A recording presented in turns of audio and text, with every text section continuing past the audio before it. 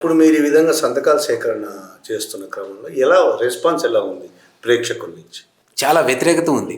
ప్రభుత్వం మీద అయితే చాలా వ్యతిరేకత ఉంది. సినిమా హీరోలు మరీ ముఖ్యంగా సినిమా అనేది మాకు ఎక్కువ ఖర్చు అవుతుంది. మేము ఎక్కువ టికెట్లు వసూలు చేస్తున్నాం. ఎక్కువ దాని మీద వసూలు చేస్తామంటే వాళ్ళు ఆల్రెడీ కౌంటర్ ఇస్తూనే ఉన్నారు. ఒక హీరోకి 100 నుంచి 400 కోట్లు ఎందుకు ఇస్తున్నారు? ఇంత ఖర్చు అయింది. 1000 కోట్ల బడ్జెట్ పెట్టి ఎందుకు ఈ సినిమా తీయాలి మీరు? అందులో ఎవరెవరికి ఎంత ఇస్తున్నారు? ఫర్ ఎగ్జాంపుల్ ఒక సినిమాకి 1000 కోట్లు అయింది అనుకోండి. 1000 కోట్లు ఎందుకు అయింది? ఒక కార్మికులకి ఇచ్చారా? ఒక షాపింగ్ మాల్లో పనిచేసే వాళ్ళు, సినిమా థియేటర్లో పనిచేసే వాళ్ళకి ఎక్కువ ఇస్తున్నారా? లేకపోతే దాన్ని ఎడిటింగ్ చేసే వాళ్ళకి ఇస్తున్నారా? సినిమా హీరోకి ఎక్కువ ఇస్తున్నారా? లెక్క చెప్పండి. 1000 కోట్లు ఎందుకు అయింది? ఫర్ ఎగ్జాంపుల్ రాజమౌళి గారు 1000 కోట్లు పెట్టి సినిమా తీశారనుకోండి. దేనికి ఎంత అయిందని లెక్క చెప్పండి. ఒక హీరోకి ఎంత ఇస్తున్నారు? ఒక హీరోయిన్కి ఎంత ఇస్తున్నారు? ఒక పాట రాసిన వాళ్ళకి ఎంత ఇస్తున్నారు? ఎడిటింగ్ చేసే వాళ్ళకి ఎంత ఇస్తున్నారు?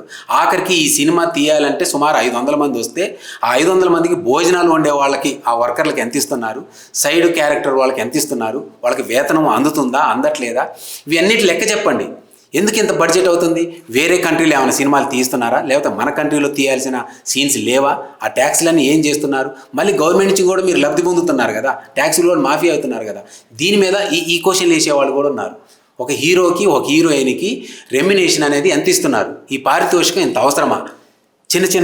పెద్ద సినిమాలు హీరోలు పెడితేనే ఆడుతాయా? చిన్న సినిమాలు పెడితే ఆడవా?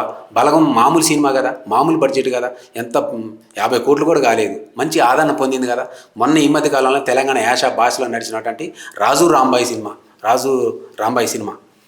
వెడ్స్ రాంబాయి సినిమా చాలా అద్భుతంగా ఆడుతుంది కదా. చిన్న బడ్జెట్ కదా, చిన్న హీరోలు, చిన్న హీరోయిన్లు, చిన్న డైరెక్టరు. అంటే ప్రజలు కంటెంట్ బాగుంటే చూస్తారనేది, సినిమా థియేటర్లకి ఫ్యామిలీలకు వస్తారని తెలుసు.